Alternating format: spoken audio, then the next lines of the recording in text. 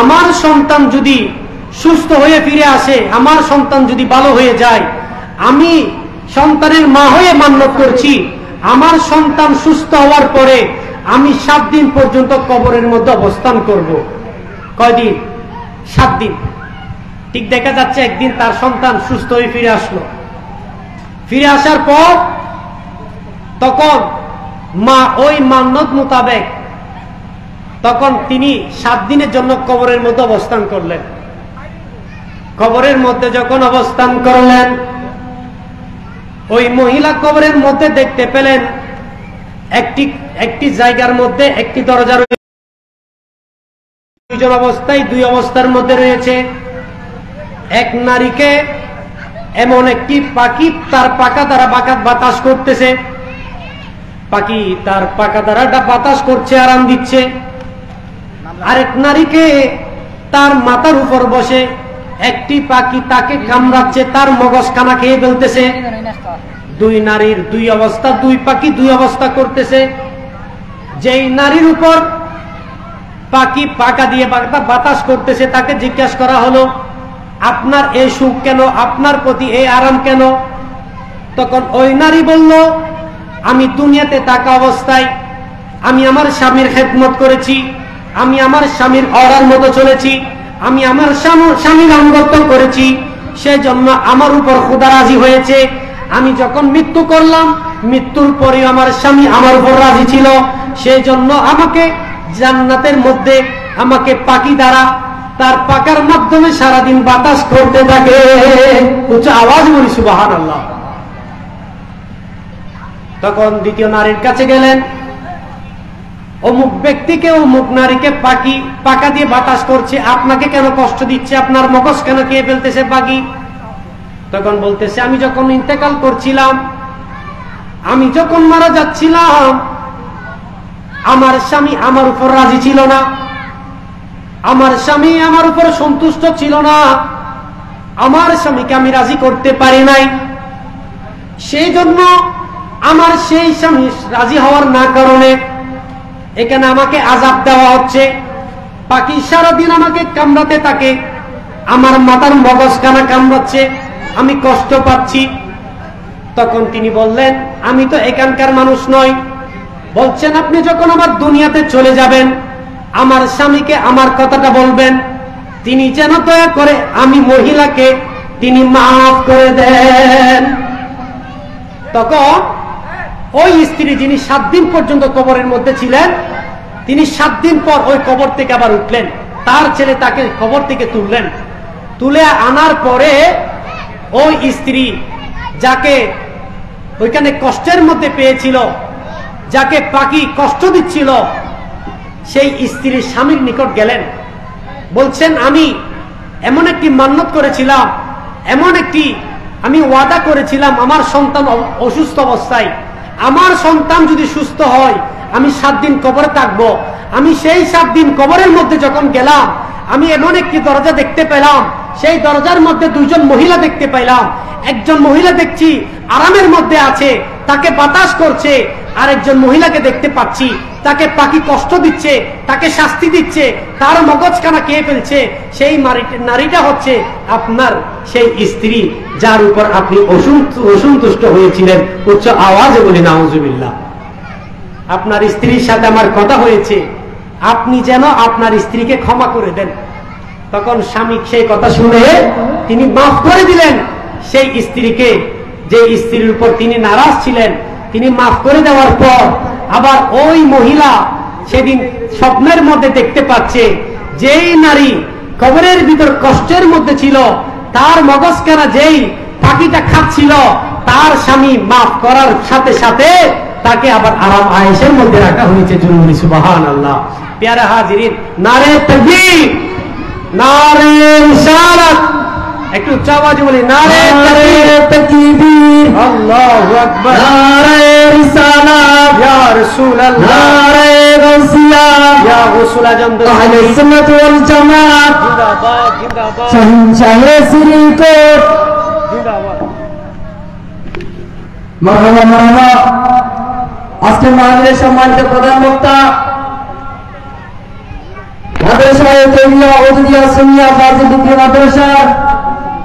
সম্মানিত আরবি প্রভাষক নওশাদ বাংলাদেশ বাগানী শাখার সম্মানিত সাধারণ সম্পাদক মুজাহিদুল মিল্লাত উস্তাদুল উলামা হযরতুল আল্লামা আলহাজ জনাব মাওলানা সৈয়দ মোহাম্মদ শওকত হোসেন রিজভী মাতাজিল আলী আমাদের মাঝে তশরিফ এনেছেন। আমি মাহফিল পরিচালনা কমিটির পক্ষ থেকে হুজুরকে আন্তরিক মোবারকবাদ জানাচ্ছি এবং হুজুরের আগমনের শুকরিয়া জ্ঞাপন করছি। আসসালামু আলাইকুম। সবাই বলি মারহাবা, একটু উচ্চ আওয়াজে বলি মারহাবা। আলেমদের সোবতে থাকা, আলেমদের চেহারা দেখাও এটা ইবাদত। জোরে সুবহানাল্লাহ। আলহামদুলিল্লাহ, আমাদের আজকের মাহফিলে সম্মানিত প্রধান বক্তা, আমাদের এলাকার রৌনক, আমাদের অহংকার, যারা আমাদের শক্তি, যাদের কারণে আমরা এখানে আমরা সাহস করে কথা বলতে পারি, যারা আমাদের মাতার তাজ, আমার মামাজান হযরতুল আল্লামা জনাব মাওলানা সৈয়দ মোহাম্মদ শওকত হোসেন রিজভী আলী, আমি আমার মামাজানকে আমাদের মাহফিল কমিটির পক্ষ থেকে, এলাকার পক্ষ থেকে, ইন্তেজামিয়া কমিটির পক্ষ থেকে মুবারকবাদ জানাচ্ছি। প্রিয় হাজিরিন, আমার কথাই শেষ। আমি যে একটি হাদিস বলতে চেয়েছিলাম, সেই হাদিস বলে আমি আমার আলোচনা শেষ করে দিব। আমার মামা এসেছে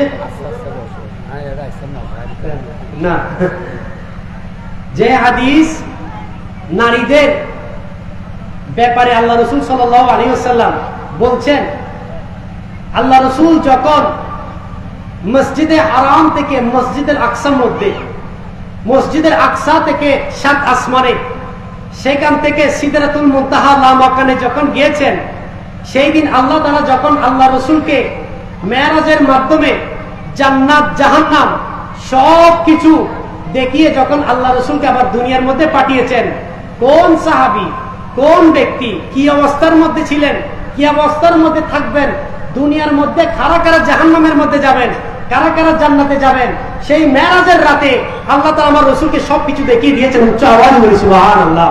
সেই মেরাজ থেকে আসার পরে আমার রসুল ইরশাদ করছেন, বুখারী শরীফের 9 নম্বর হাদিস, 29 নম্বর হাদিসের মধ্যে আল্লাহ রসুল বলেন, قال رسول الله صلى الله عليه وسلم উরিতুন নার, আমি যখন মেরাজে গিয়েছিলাম আমি জাহান্নাম দেখেছি।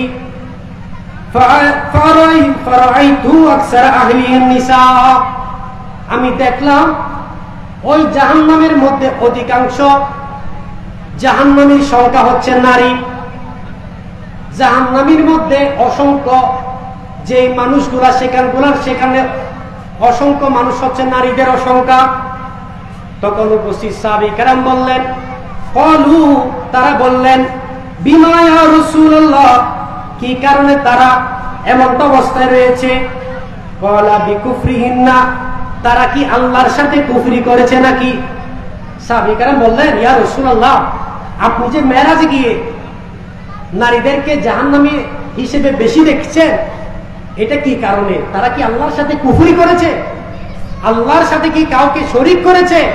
তারা কি আল্লাহর সাথে নফরমানি করেছে? তারা কি আল্লাহকে অস্বীকার করেছে? তারা কি আল্লাহর আদেশ অমান্য করেছে? তারা কি আল্লাহর সাথে বেঈমানি করেছে? এমনটার কারণে কি তাদেরকে আপনি জাহান্নামের মধ্যে বেশি দেখতে পেয়েছেন? ইয়াকফুরুনা বিল্লাহ, সাহাবীরা বলছেন, তারা কি আল্লাহকে অস্বীকার করেছে ইয়া রাসূলুল্লাহ? তখন এই কথা শুনে ক্বালা রাসূলুল্লাহি সাল্লাল্লাহু আলাইহি ওয়াসাল্লাম, আল্লাহ রাসূল সাল্লাল্লাহু আলাইহি ওয়াসাল্লাম বললেন, হে আমার সাহাবীরা, তারা আল্লাহর সাথে নফরমানি করে নাই, আল্লাহর সাথে অস্বীকার করে নাই, কুফরি করে নাই, তারা তাদের স্বামীদের সাথে এইসব কারণে, অকৃতজ্ঞতার কারণে, তাদের স্বামীর প্রতি অকৃতজ্ঞ হওয়ার কারণে আল্লাহ রসুল মেরাজের রাতে দেখতে পাচ্ছেন অসংখ্য নারী জাহান্নামের মধ্যে আছে। পেয়ারা হাজিরিন, একজন স্ত্রী তার স্বামীকে যেমন মান্য করবে, তার স্বামীকে যেমন ইজ্জত দিবে ইসলাম, ঠিক তদ্রূপ একজন স্বামী তার স্ত্রীকেও সম্মান দিবে, তাদেরকে দ্বীনি শিক্ষা দিবে, তাদেরকে দেখভাল করবে, তাদেরকে ইজ্জত করবে, তাদেরকে তাদের সমস্ত যাবতীয় খরচ তার স্বামীর উপর দায়িত্ব বর্তাবে। স্ত্রী যখন বেপর্দায় চলবে, স্ত্রী যখন কোনো খারাপ কাজ করবে, এই স্ত্রীর জবাবদিহিতা তার স্বামীকে কিয়ামতের মাঠে দিতে হবে। সুতরাং আমি আমার এলাকাবাসীদের প্রতি অনুরোধ করব, বাংলার মধ্যেও বলা হয় সংসার সুখী হয় রমণীর কুলে। একটা সংসার সুখী হতে চাইলে, সুন্দর হতে চাইলে, ভালো মতো করে যদি স্বামী স্ত্রী দুনিয়ার মধ্যে থাকতে চায়, তাহলে উভয়ের ভালোবাসা, উভয়ের মহব্বত, উভয়ের দায়িত্ব, উভয়ের কর্তব্য, এটা অপরিসীম, অপরিহার্য। এটা একজনের থেকে একজন কখনো কম নয়। একটা লাইট যেমন জ্বলার জন্য দুইটি তার প্রয়োজন, একটি তার দিয়ে যেমন লাইট জ্বলে না, একটি সংসার সুখী হতে গেলে উভয় জনের দায়িত্ব, কর্তব্য অবশ্যই আছে। প্যারে হাজিরি, একজনকে একজনকে বুঝতে হবে, মানতে হবে, ইজ্জত দিতে হবে, স্বীকার করতে হবে, তাজিম করতে হবে। উভয় উভয়জনকে যেন সম্মান করে আল্লাহ তাআলা আমাদের সেই দিকটি বোঝার তৌফিক দান করুন। আমিন। প্যারে হাজিরি, আমাদের মাহফিলের প্রধান বক্তব্য তশরিফ এনেছেন, আর দীর্ঘায়ু নয়, আমার অগুচালো অসংক্ষিপ্ত বক্তব্য আমি এখানে শেষ করছি। ওয়া আখিরু দাওয়ানা আলহামদুলিল্লাহি রাব্বিল আলামিন। আসসালামু আলাইকুম ওয়া রাহমাতুল্লাহি ওয়া বারাকাতুহু। ये मरहमते के कच्चे मते न छोड़े लते अपने गते, कुसूर करे और इनसे भरे कुसूर जीना तुम्हारे लिए। मरहबा मरहबा। এতক্ষণ পর্যন্ত কোরআন সুন্নাহর আলোকে তাকবীর করেছেন অত্র এলাকার কৃতি সন্তান নগরা তাহিরিয়া সুন্নিয়া মাদ্রাসার সুযোগ্য মুদারিস, চট্টগ্রাম রামুরিয়া তাজ মোহাম্মদ তারা জামে মসজিদের সুযোগ্য খতিব জনাব মৌলানা মোহাম্মদ রিদওয়ানুল হক আল কাদেরী সাহেব। প্যারা হাজরিন, আপনারা যারা মাহফিলে আসার ইচ্ছুক, এদিক সাথে ঘোরাফেরা না করে মাহফিলে এসে তাকবীর শ্রবণ করে রাসূল আকরাম সাল্লাল্লাহু আলাইহি ওয়াসাল্লামের নামে হাসিল করুন। এই পর্যায়ে কোরআন সুন্নাহর আয়াতে নিয়ে আসছেন আজকের মাহফিলের সম্মানিত প্রধান বক্তা, মাদ্রাসায়ে তাইবিয়া ওদুদিয়া সুন্নিয়া ফাজিল ডিগ্রি মাদ্রাসার সম্মানিত সুযোগ্য আরবি লেকচারার, আপনাদের সকলের সুপরিচিত আলেম দ্বীন হযরতুল আল্লামা আলহাজ জনাব মাওলানা সৈয়দ মোহাম্মদ শওকত হোসেন রিজভী মাদাজিল উলাল, হযরতুল আল্লামা আলহাজ জনাব মাওলানা সৈয়দ মোহাম্মদ শওকত হোসেন রিজভী মাদাজিল উলাল। হুজুরের বিষয় নবীজির আগমনের খুশিতে ঈদ মিলাদুন্নবী সাল্লাল্লাহু আলাইহি ওয়াসাল্লাম পালন করার সম্পর্কে ইসলাম কি বলে, এবং বর্তমানে মুসলিম জাতি বেশি বেশি বদআকিদার শিকার হচ্ছে, এর থেকে বাঁচার উপায় কি? হুজুরকে উক্ত বিষয়ের উপর কোরআন সুন্নাহর আলোকে তাকরীর করার জন্য মাহফিল পরিচালনা কমিটির পক্ষ থেকে বিনীতভাবে অনুরোধ জানাচ্ছি। নারায়ে তাকবীর, নারায়ে রিসালাত, নারায়ে গাউসিয়া, আহলে সুন্নাত ওয়াল জামাত। আসসালামু আলাইকুম।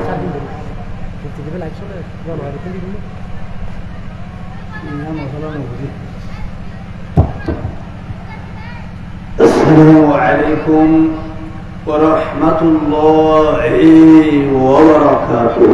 وعليكم السلام ورحمة الله.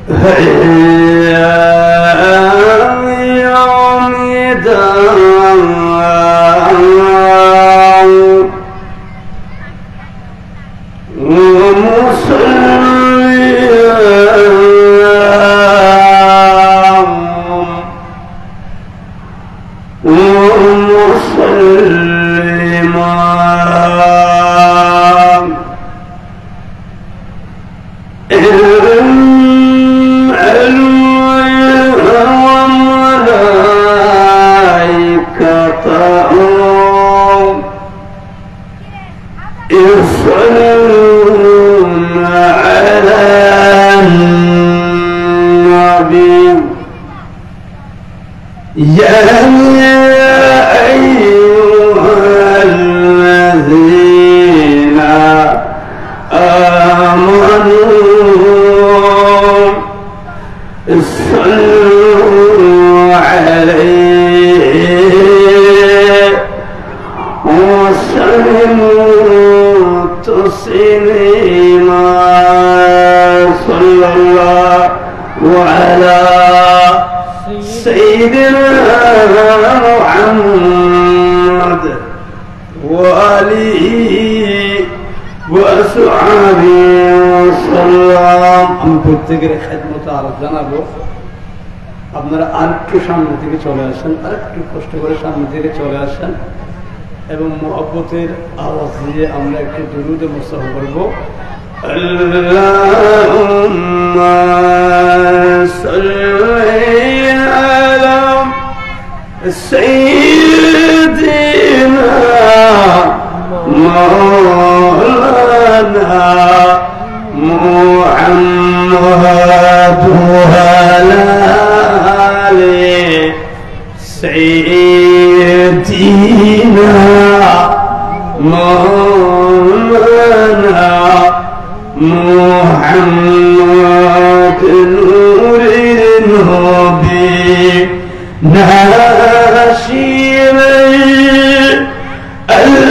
الكيو تنتنا لولاك لما خلقت الأفلاك حادث قدسي كوشنا اللهم صل على سيدنا مولانا محمد وعلى آله سيدنا مولانا محمد ملة النبي جول صديق شيطان الدول بيرانا ملة النبي جول صديق شيطان الدول بيرانا فليفرح نوبر شانه أوراني كوشنا اللهم صل على سيدنا مولانا محمد وعلى آله سيدنا مولانا محمد صلاة اليوم كان بربر الصلاة يا رسول الله عليكم السلام يا حبيب الله عليكم عبد ربي الشاق لدي جنة دشمني شاسجاي لعنة صلاة يا رسول الله عليكم سلام يا حبيب الله عليكم بسم الله الرحمن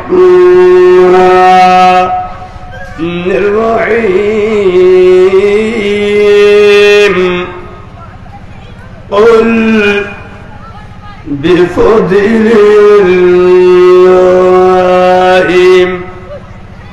وبرحمته فبذلك فليفرحوا هو خير مما يجمعون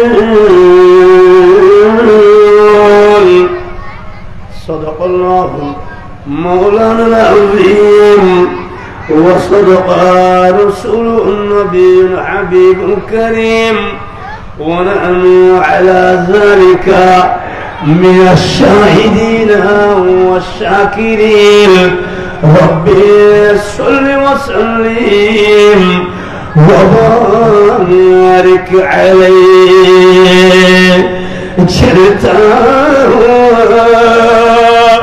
الشمع وروانا محمدك صلى الله عليه وسلم جلتي السينة أرمان محمدك जब मेरे को मुझको ले जाए जा खलाम मैं के दूंगा मैं के दूंगा कि मैं बंदा मोहम्मद का जलता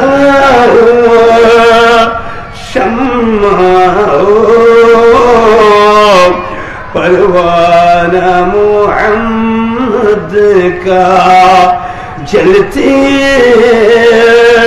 सीने में अरमान मोहम्मद का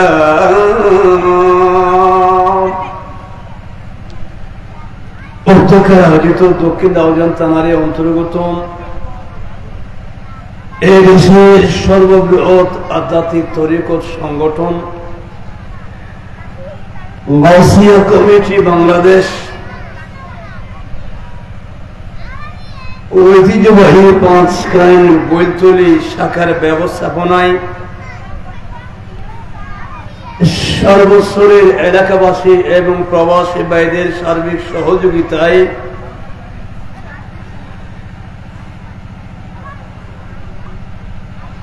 পবিত্র জশ্নে জুলুসে ঈদ মিলাদুন নবী সাল্লাল্লাহু আলাইহি ওয়াসাল্লাম উদযাপন উপলক্ষে ঐতিহ্যবাহী পাঁচখান বৈতলি ঈদগাহ ময়দানে 2025 সাল এই বছর সহ 39তম আজকের এই আজিম শান ঈদ মিলাদুন নবী মাহফিলে মুস্তাফার সম্মানিত সভাপতি চরণদ্বীপ রদবিয়া সুন্নিয়া ফাজিল ডিগ্রি মাদ্রাসার সম্মানিত সুযোগ্য সুদক্ষ অধ্যক্ষ ওস্তাদুল উলামা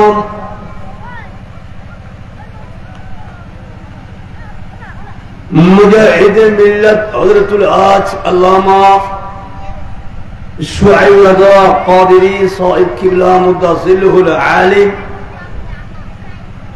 উদ্বোধক হিসেবে বয়ান করেছেন পাঁচখান বৈতলি জামিয়া মসজিদের সম্মানিত খতিবে মুকাররম হযরতুল আজ মাওলানা কমরউদ্দিন হেলালি সাহেব কিবলা বিশেষ সম্মানিত অতিথি হিসেবে তশরিফ আনবেন গাউসিয়া কমিটি বাংলাদেশ বাগওয়ান ইউনিয়ন শাখার সুযোগ্য সভাপতি বিশিষ্ট শিক্ষাবিদ শিক্ষা অনুরাগী জনাব মোহাম্মদ লোকমান মোশাররফ চৌধুরী সাহেব সালাম পেশ করবেন হাফেজ মাওলানা ফরিদুল আলম কাদেরী সাহেব মাহফিল পরিচালনায় যিনি গুরুত্বপূর্ণ দায়িত্ব পালন করে যাচ্ছেন হাফেজ মোহাম্মদ শামসুল আলম, উপস্থিত হাফেজ মাওলানা কাউসার আহমদ কাদেরী এবং আমার পূর্বক্ষণে যিনি এতক্ষণ পর্যন্ত কোরআন এবং হাদিসের আলোকে নুরানি, ইমানি, ইরফানি, রুহানি, হক্কানি, ফয়জানি তকরিরাত, বয়ানাত রেখেছেন। আমাদের এই দক্ষিণ দাউজানেরই সর্বস্তরের সুন্নি জনতার প্রিয় প্রতিষ্ঠান ঐতিহ্যবাহী নোয়াপাড়া তাহিরিয়া সুন্নিয়া মাদ্রাসার সম্মানিত সুযোগ্য আরবি মুদাররিস, আমার অতীব আস্থাভাজন, প্রিয়ভাজন, স্নেহভাজন বাগিনা আহলে সুন্নত ওয়াল জামাতের ভবিষ্যৎ অহংকার অলংকার মুজাহিদে মিল্লাত ফাজিলে নওজোয়া মাওলানা রিজওয়ানুল হক কাদেরী বারাকাল্লাহু ফি আয়াতিহি ওয়া ইলমিহি ওয়া শরফিহি সহ ওদিগর হযরাতে উলামায়ে আহলে সুন্নাত আমন্ত্রিত নেতৃবৃন্দ, অতিথিবৃন্দ, অত্র এলাকার সর্বস্তরের মুরব্বী সমাজ, যুব সমাজ, শিশু সমাজ, পর্দার আড়ালে শ্রবণরত খাওয়াতিন, মসুরাত, আবেদা, শাকেরা, তৈয়বা, তাহেরা এবং বিশেষ করে দীপ্তি চ্যানেলের মাধ্যমে আমাদের আজকের আসিম শান তাজদারে মদিনা সুন্নি কনফারেন্স দেশে বিদেশে যে যেখান থেকে আমাদের শুনতে পাচ্ছেন সবাইকে আমার পক্ষ থেকে সশ্রদ্ধ সালাম, আসসালামু আলাইকুম ওয়া রাহমাতুল্লাহি ওয়া বারাকাতুহু। সাথে সাথে শুকরিয়া আদায় করছি যে আমাদের দীপ্তি চ্যানেল, আমাদের ভাইরা এবং রাউজান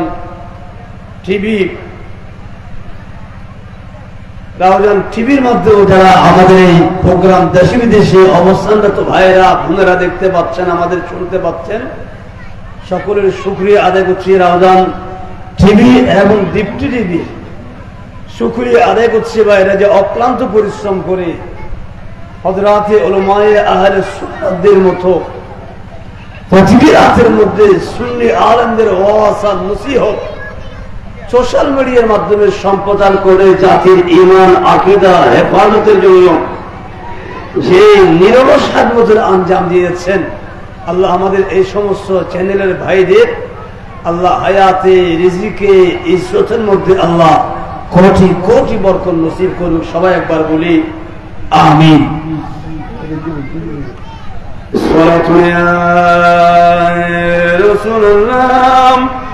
একটু বড় করে আমাকে আপনারা মাহফিল ইন্তজামিয়া কমিটির পক্ষ থেকে একটা বিষয় দেওয়া হয়েছে, নবীজির আগমনের খুশিতে ঈদে মিলাদুন নবী সাল্লাল্লাহু আলাইহি ওয়াসাল্লাম পালন করা সম্পর্কে ইসলাম তথা কোরআন সুন্নাহ কি বলে। বর্তমান ফিতনার জামানার মধ্যে আকীদা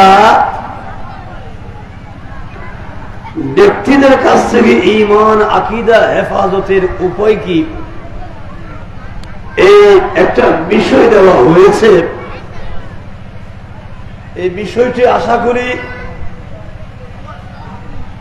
সুন্নি অঙ্গনের সর্বস্তরের যুবক বলেন, মুরব্বী বলেন, সর্বস্তরের বাইরা অবগত আছেন। আলহামদুলিল্লাহ আলহামদুলিল্লাহ। আমাদের মাঝে আরো তশরিফ এনেছেন আমাদের বাগওয়ানের কৃতি সন্তান বিশিষ্ট সংগঠক শ্রদ্ধেয় জনাব মোহাম্মদ ইলিয়াস তালুকদার সাহেব, সবাই বলি মারহাবা।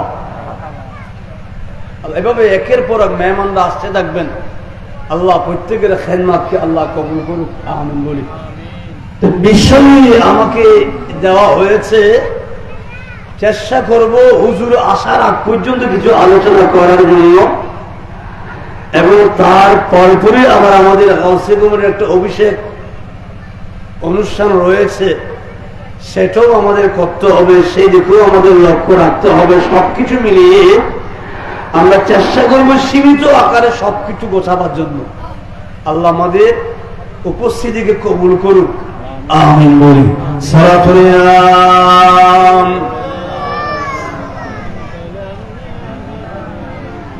রব্বুল আলামিন কুরআনে কারীমে ঘোষণা দিয়েছেন,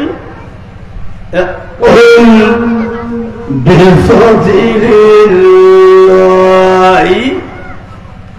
ওয়া বিরহমাতিহি ফাবিযালিকা ফালইফরাহু হুয়া খায়রুম মিম্মা ইয়াজমাউন। সবাই একবার বড় আওয়াজ দিয়ে বলে আলহামদুলিল্লাহ। এই আয়াতে কারিমাটি হচ্ছে সূরা ইউনূসের, বললাম সূরা ইউনূস আয়াত নম্বর 58। তো খেয়াল করবেন, তো আল্লাহ কুদরতের জবানে ঘোষণা দিচ্ছেন, উল ইয়া রাসূলুল্লাহ, আপনি ঘোষণা দিয়ে দেন, বিফাযিলিল্লাহ